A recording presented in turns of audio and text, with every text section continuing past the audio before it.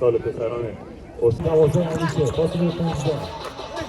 میره 5 خود 5 میره بالا یه سلام قشنگ پاس میره به 8 یه دو امتیازی میره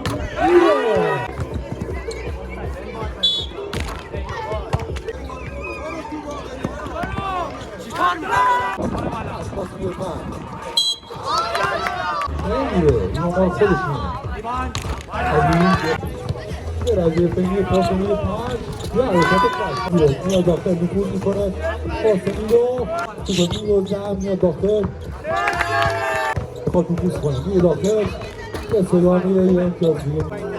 میره داخل یه لحظه داخل 5 میره بازم تو پای خودش یه پاس قشنگ است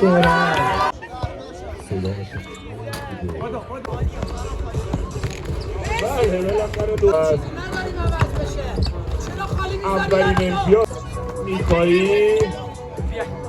خیلی قشنگ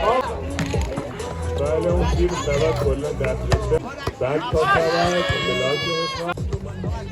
کار دیگه یه دستمون بر نمیاد به این دلیل تک کم اختلاف داره ایجاد میشه که شما حتی تو باید انجام بده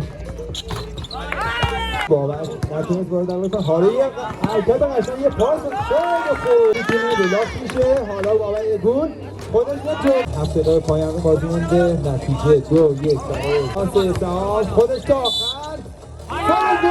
پاس میده به سهام 2 میره 2 امتیاز دیگه بابک هم بابا در واقع نشه تو بشه حالا بالاخره حالا دفاع صدیمی تشکر میکنم که حضور 4 دقیقه فکر کنم مونده حالا از بابک شوت میکنه اقرام وارد خیلی بازی نزدیکه سهام خیلی قشنگ یه پاس خیلی خوب یه گل خوب به به میگیره توپ دوباره یه شوت بالاخره میره کسرا یه ارزایی دست چپ برای تیم زابون هست یه پاس خیلی خوب است به به میره به تخته میزنه دوباره یه اقدام گل